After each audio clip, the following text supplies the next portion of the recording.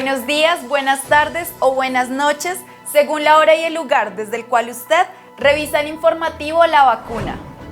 Les presentamos una nueva emisión y estos son los informes. Primero, cambios en la matriz energética. Segundo, el triunfo del pueblo chileno. Tercero, impuesto transitorio a los ricos. Veamos.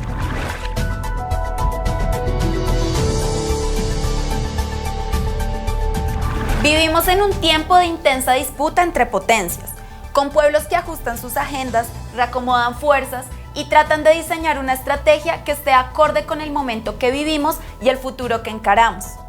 Los cambios que afrontamos no son pocos, y en ello el capital tampoco se duerme sobre los laureles. No son cambios fáciles, pero ya están en marcha, muestra de lo cual es el agotamiento de la matriz energética. Veamos el siguiente informe que realizó el equipo de Desde Abajo.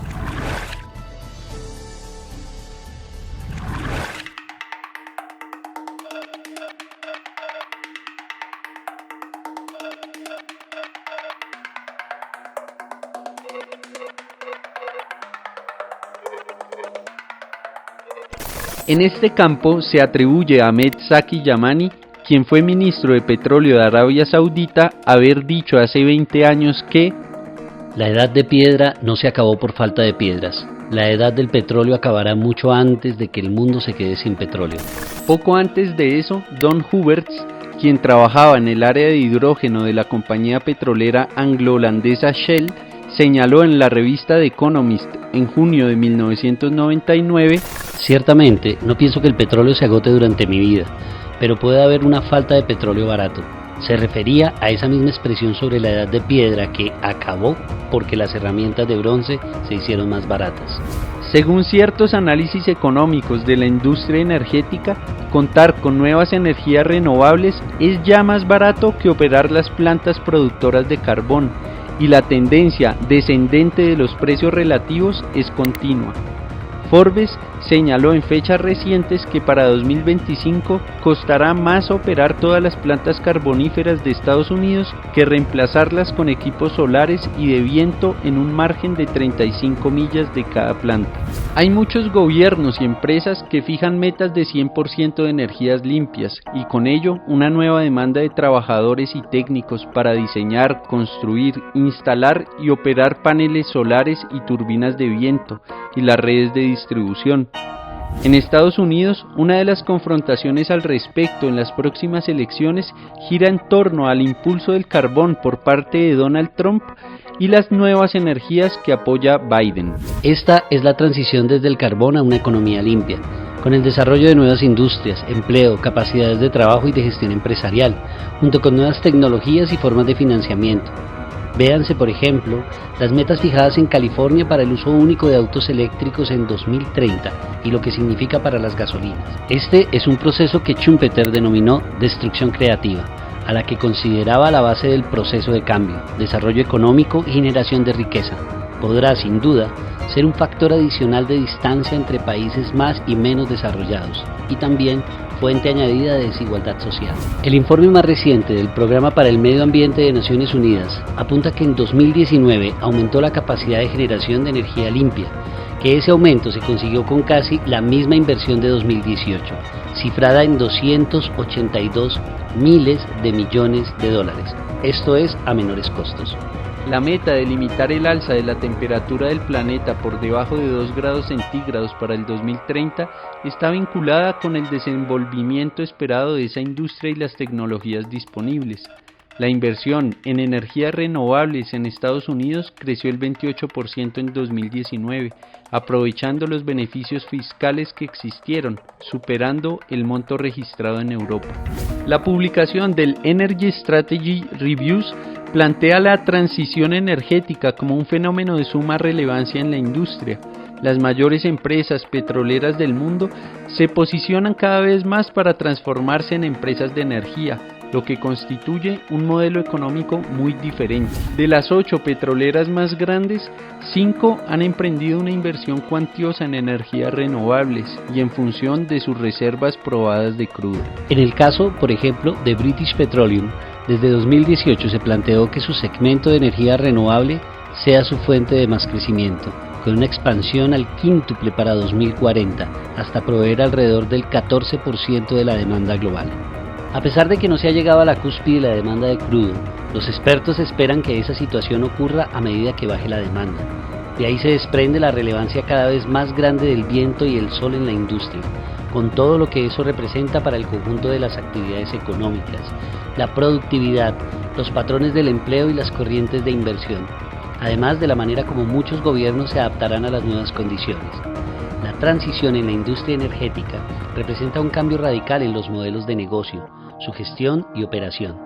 Los costos del capital son diferentes, su asignación también y los determinantes de los flujos de ingreso y gasto para las empresas. La transición ya está en curso, y no en menor medida por las exigencias del cambio climático y las repercusiones sociales que provoca. La intensidad y velocidad de la transición puede acelerarse. Las empresas petroleras y los gobiernos que se rezaguen incurrirán en grandes costos sociales y económicos. En Colombia, el Estado aún descansa sus ingresos en la producción y exportación de carbón y petróleo. El primero, más contaminante pero con grandes existencias, y el segundo con unos cuantos pozos, en gran medida agotados pero con expectativas en limpiarlos vía fracking.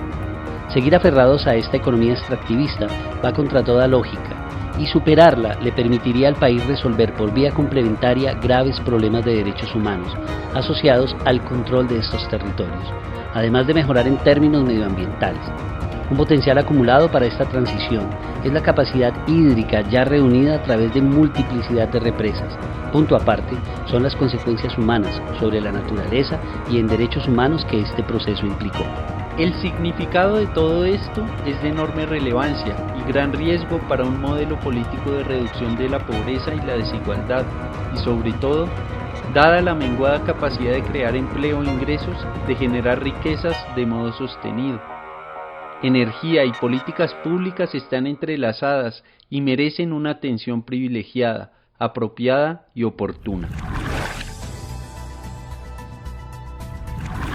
Hay que tomar nota de cara a esta realidad, pues un reacomodo del capital sin resistencia y sin alternativas efectivas de parte de todos los sectores populares nos coloca ante un horizonte de muchas más décadas de dominio y control global por parte del capital, lo que sería nefasto para toda la humanidad.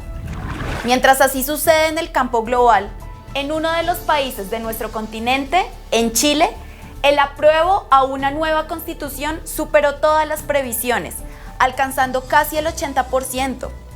Es la mayor derrota del pinochetismo en las urnas y es consecuencia directa de la revuelta social lanzada un año atrás por millones de chilenos y chilenas. Pero es también una fenomenal derrota de la clase política, ya que por un porcentaje superior la población rechazó que la nueva constituyente sea integrada por los partidos políticos. Veamos el análisis que Raúl Civechi realiza de este triunfo. Buenos días, buenas tardes, buenas noches, como siempre, según la geografía de cada quien. Esta semana hemos tenido en América Latina algunos hechos bien importantes. Yo voy a mencionar tres, por orden de importancia para mí. La minga y el paro de las centrales sindicales en Colombia, el triunfo del MAS en las elecciones de Bolivia y el triunfo del apruebo en Chile por una mayoría muy considerable. Ya hemos hablado de la minga, ustedes tienen mucha información de la minga porque viven en Colombia, por lo menos la casa matriz de Desde Abajo. Y sobre el MAS, dos palabras, este es un triunfo apabullante, 55%, 8 puntos más que los que sacó Evo Morales un año atrás. A mi modo de ver eso se explica por dos razones. Una, porque un año de gobierno de la derecha o de la ultraderecha golpista ha mostrado los desastres que puede provocar y la población estaba muy molesta, muy enojada por el tema de la pandemia además. Nos están gasificando, masacrando el ejército y la policía. Al alto, nosotros somos rateros, somos vecinos. No queremos a esa camba desgraciada. No queremos a esa camba maldita racista. De modo que se volcó masivamente en el MAS. Y segundo, y esto es bien importante, porque no se presentó Evo Morales. El hecho de que haya un recambio con una persona candidata a la vicepresidencia como David Choquehuanca, respaldado directamente por los movimientos, implicó que esos 8 puntos de diferencia también se relacionen con este recambio después de 14 años de gobierno de Evo Morales y Álvaro García Linera, una apertura a un nuevo proceso que muchos en Bolivia valoran como la posibilidad de una reconducción del proceso de cambios. Y finalmente lo que voy a dedicar los minutos principales de este programa es a comentar lo que sucedió en Chile. En Chile, después del levantamiento de la revuelta popular lanzada en octubre pasado, 18 de octubre, comenzando por una lucha contra el aumento del precio del transporte, 30 pesos, que es muy poquito, pero que ya hay una saturación. Esa revuelta fue conducida por la izquierda y la derecha y una parte de la sociedad chilena hacia la reforma constitucional. En Chile rige la reforma del 80, plebiscitada por el régimen y ganada, por supuesto, hecha por el régimen de Augusto Pinochet, que es considerado como una de las peores herencias de la dictadura. Y el 15 de noviembre se hace un acuerdo entre la derecha y parte de la izquierda, Concertación, Frente Amplio, el Partido Comunista quedó por fuera y sectores del Frente Amplio también, para una nueva constitución. Tras casi un mes de protestas, habrá un plebiscito para cambiar la constitución en Chile. El Congreso llegó a un histórico acuerdo en la madrugada del viernes para convocar en abril de 2020 una consulta popular por una nueva Carta Magna que sustituya a la que está vigente desde la dictadura de Augusto Pinochet, que pandemia mediante se trasladó a el pasado fin de semana, el pasado domingo, y había 2 opciones: el apruebo, o sea, apruebo convocar una asamblea constituyente, o el no apruebo. Bueno, el apruebo sacó casi un 80% de votos, y esto es importante porque en general se creía que podía sacar más de un 60, 70 daban los más optimistas, y consiguió un 80. El no apruebo, o sea, el pinochetismo duro, sacó solo el 20%, o sea que en Chile va a haber una nueva constitución. Y a partir de ahí aparecen como 2 tendencias. Había una segunda urna donde se decidía si la constituyente era mixta, o sea, con partidos políticos y representantes ciudadanos, o solo representantes ciudadanos, y esto sacó un 1% más que ese casi 80% que sacó el apruebo, lo que revela un rechazo a la clase política muy potente. A partir de aquí se abre un escenario en el cual en abril hay que convocar elecciones a la Asamblea Constituyente, 155 cargos. Aquí hay una serie de problemas, porque evidentemente la clase política no va a aceptar cualquier cosa. El primer problema es que para los artículos de la nueva Constitución que se redacten y la Constitución como tal, de esa Asamblea Constituyente tienen que tener 2/3 de los votos. Entonces tiene que haber por lo menos 2/3 de personas que estén en consonancia con la revuelta que continúa, y esto es una traba porque el pinochetismo más los sectores de derecha del arco político actual, como la Democracia Cristiana, que ha sido continuista, o neoliberales como los socialistas, la socialdemocracia, es seguro que van a cosechar más de 1/3 de votos. Primer gran problema. Segundo problema, se abre una forma de elección que es la que rige en Chile, que se llama la Ley de Hont, que es la que rige en España, que tiene una peculiaridad. Las candidaturas mayoritarias obtienen más representación que el porcentaje de votos que sacan. Si usted tiene el 40% de los votos, puede tener mayoría absoluta en el Parlamento o en este caso en la Asamblea Constituyente. ¿A dónde lleva esta Ley de Hont? A que las agrupaciones mayoritarias o las que establecen alianzas consiguen una sobrerepresentación. Y esto hace que las alianzas que se tejan en torno al menor cambio posible de la Constitución vayan a estar sobrerepresentadas. Y las candidaturas ciudadanas, que van a tener dificultades para establecerse, para llegar a las urnas, también van a tener dificultades. A esto se debe sumar que a último momento un sector de la derecha pinochetista, Lavín, apoyó el apruebo cuando ya se veía que el apruebo iba a triunfar, de modo de subirse al carro. A mí esto me da para pensar mucho y lo que reflexiono es lo siguiente. De aquí a abril, los sectores de la derecha pinochetista y de la derecha neoliberal, los pinochetistas también son neoliberales, están en excelentes condiciones para tener un resultado favorable. Esto es muy distinto a lo que sucedió con la Constitución colombiana en el 91, donde sectores que venían de la lucha armada, de la guerrilla, tuvieron una representación muy importante, en concreto el M-19, en la Asamblea Constituyente, y aún así salió una constitución que, aunque tiene aspectos muy positivos, es una constitución neoliberal, que dio pie a un avance del neoliberalismo. Yo creo que el resultado en Chile, y en esto no soy nada optimista, así como creo que fue un gran triunfo, va a estar amenazado por esta tendencia a que haya una constitución neoliberal. Aquí hay un sector amplio de la ciudadanía, este 80% hubiera sido impensable sin la revuelta que se lanza en octubre y que sacó millones de personas a la calle y que deslegitimó a la clase política, la situación es compleja.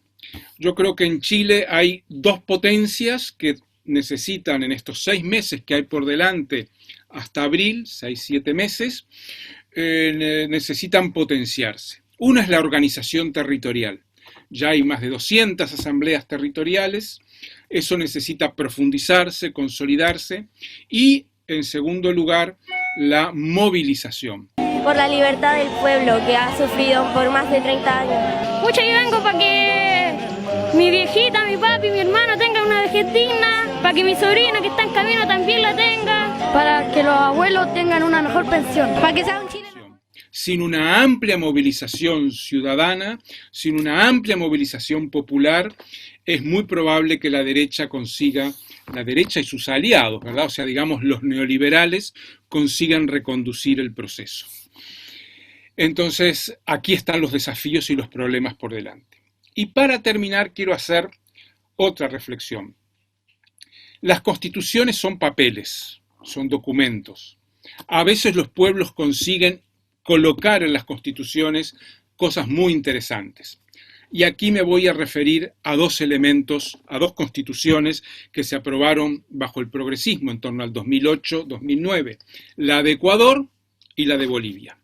Esas constituciones, la de Ecuador es muy avanzada en el terreno de los derechos de la naturaleza. Fíjense que es la primera constitución en el mundo que estampa en su texto la naturaleza como sujeto de derechos, el buen vivir. Con otras palabras, en la de Bolivia también aparece en forma destacada el buen vivir, el summa causai, summa camaña, según las diferentes denominaciones de los pueblos originarios. Sin embargo, pese a eso, el neoliberalismo y el extractivismo han seguido avanzando.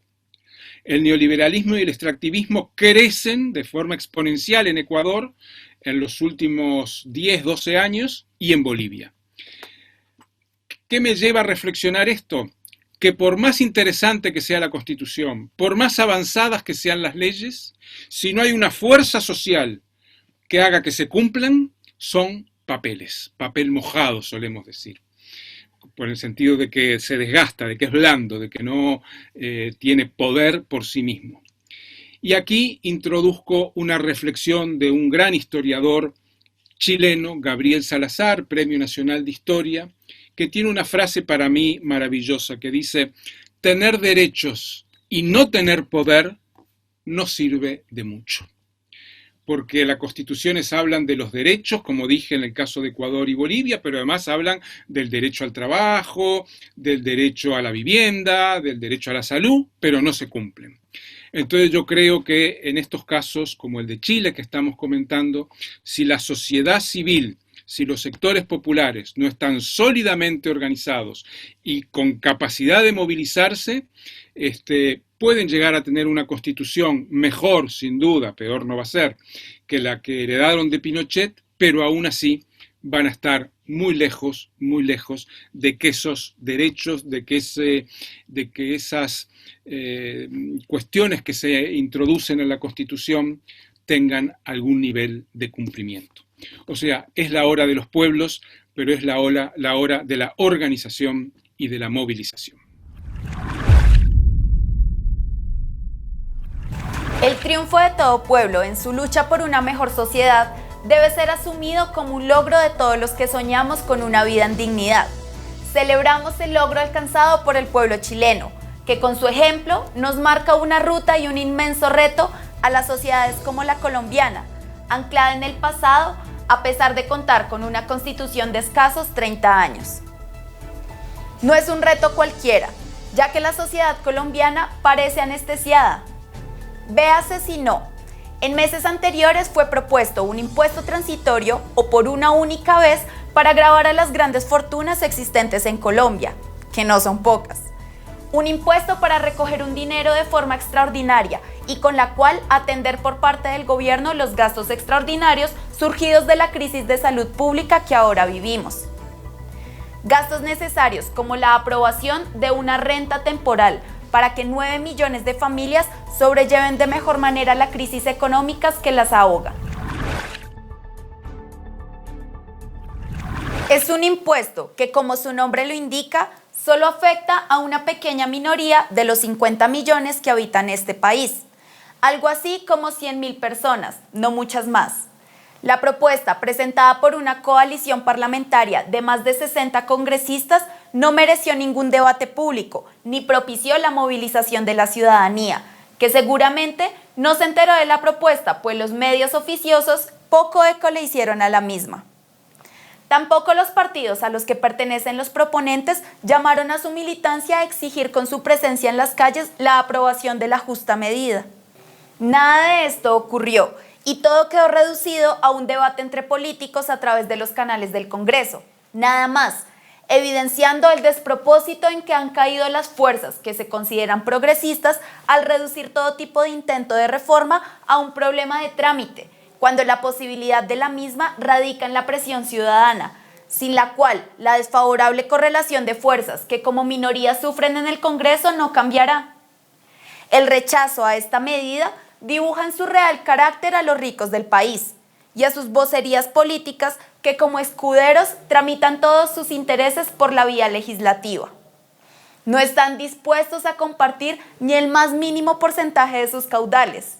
Y que los pobres piensan ellos, así no lo digan, que se jodan. Es una realidad que marca la agenda del futuro inmediato para los sectores populares en Colombia.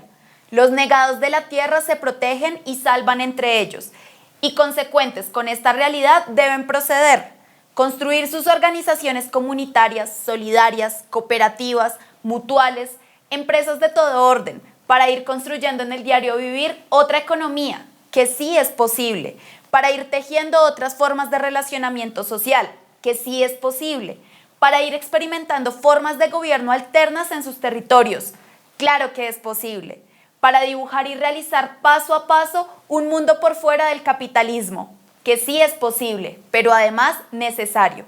Un mundo social, soportado entre todos y todas, organizado a través de una democracia directa, radical y refrendataria, que sí es posible. Los tiempos de cambio que estamos experimentando nos exigen superar el patético final de la historia, declarado por los voceros del neoliberalismo. Ese tiempo ya pasó. El cambio, la ruptura a la que asistimos hoy, exige de todas las fuerzas que soñamos con otra sociedad posible, atrevernos a proponer y a hacer. De ese tamaño es el reto que ahora afrontamos y no podemos darle la espalda. Vuelve el tiempo para una sociedad en justicia y entre iguales. Y debemos aprovecharlo, concitando a toda la sociedad para que nos atrevamos a dar los pasos necesarios hacia adelante que él mismo nos exija. En la vacuna estamos prestos a compartir esfuerzos para que como un todo, como el conglomerado que somos, tanto en Colombia como en la totalidad de países que integran el actual sistema mundo, abordemos con decisión el reto que tenemos ante nuestros cuerpos, para que la pesadilla que hoy vivimos, dominados por el capital, quede como un mal sueño que sufrió la humanidad. Los invitamos a que sigan en nuestras redes sociales La Vacuna Informativa, que compartan nuestros informes para que cada vez seamos más personas vacunadas contra la desinformación.